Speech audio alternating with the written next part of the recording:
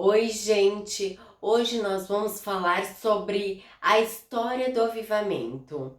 Atualmente, o avivamento é debatido no meio do evangelho.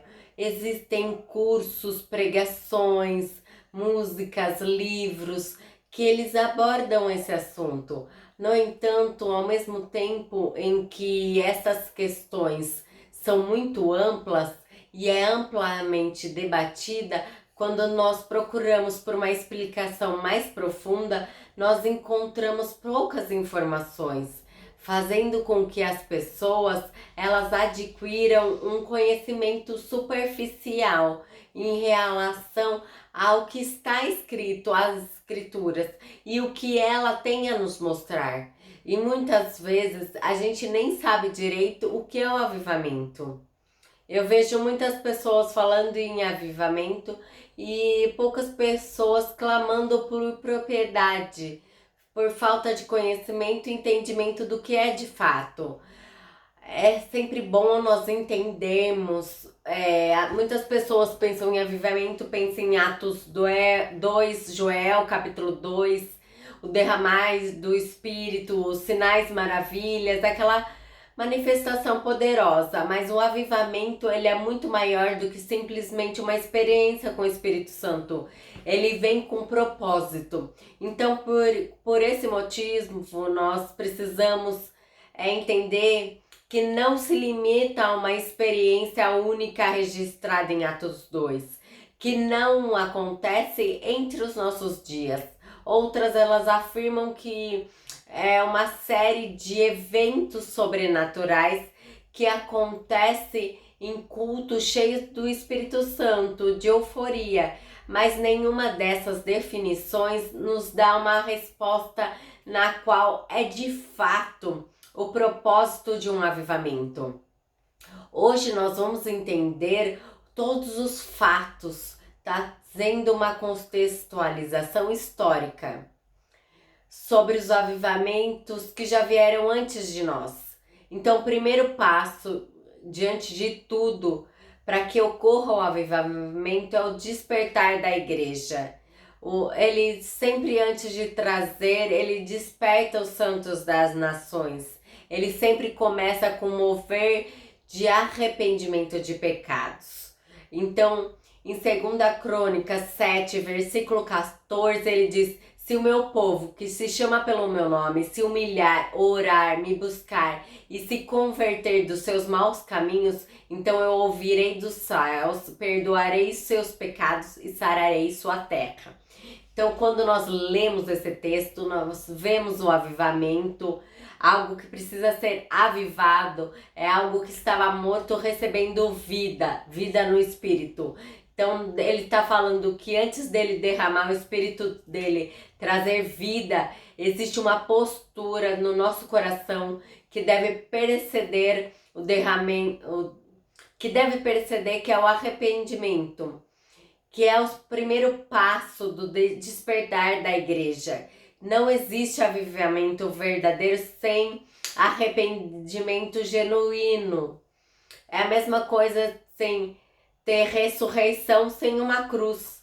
Então, para isso é necessário que nós se arrependemos.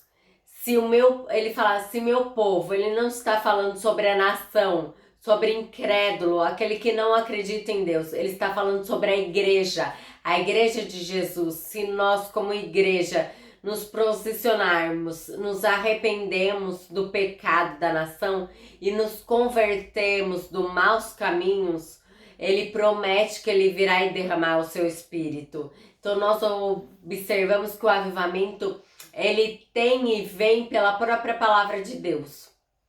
O Senhor disse que ouviria e perdoaria e sararia a nossa terra. Então, para isso foi estabelecido uma condição. Antes de tudo, o seu povo precisaria se arrepender dos seus maus caminhos. Logo, o arrependimento ele é um componente essencial para esse mover genuíno do Espírito Santo acontecer. Deste modo, nós podemos afirmar que se nós buscamos um avivamento, sem mudança no nosso comportamento é o mesmo que desejar uma coisa antes de passar por ela. Nós temos que sacrificar a vontade do velho homem. É uma forma circunstancial, mas muito eficaz, para nós nos tornarmos e receber o novo nascimento. Ou seja, nós precisamos fazer uma metanoia da nossa mente. Nós precisamos mudar isso todos os dias. No avivamento da Coreia do Sul, em 1907, estava correndo em Gales e alguns missionários coreanos vão beber dessa fonte, desse avivamento, e quando eles chegam e vê um mover do Espírito, ele começa a clamar.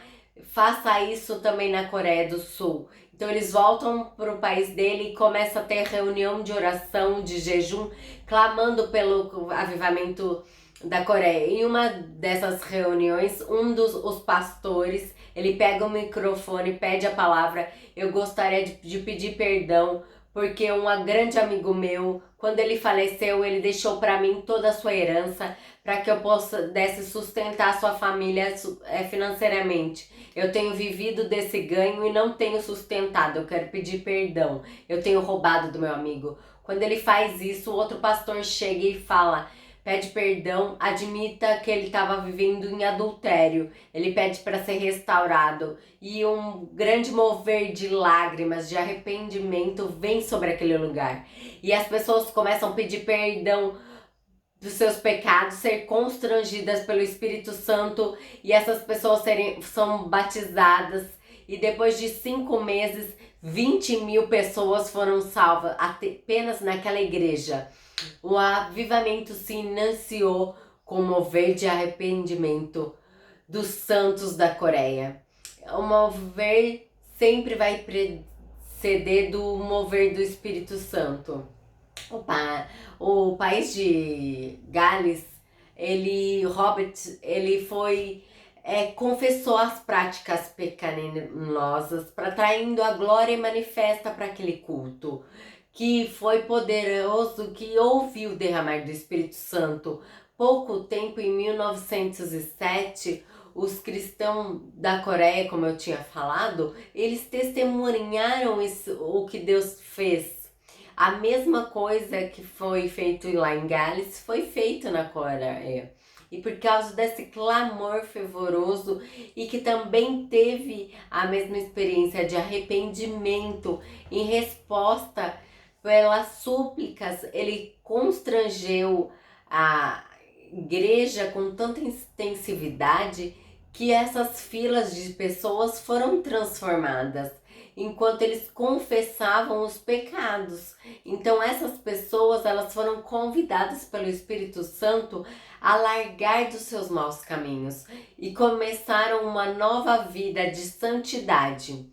Conforme esse exemplo, é possível observar que depois de uma igreja que é despertada por um mover de arrependimento, nós começamos uma nova etapa, uma nova fase, que é o derramar do Espírito Santo, que nós iremos falar amanhã.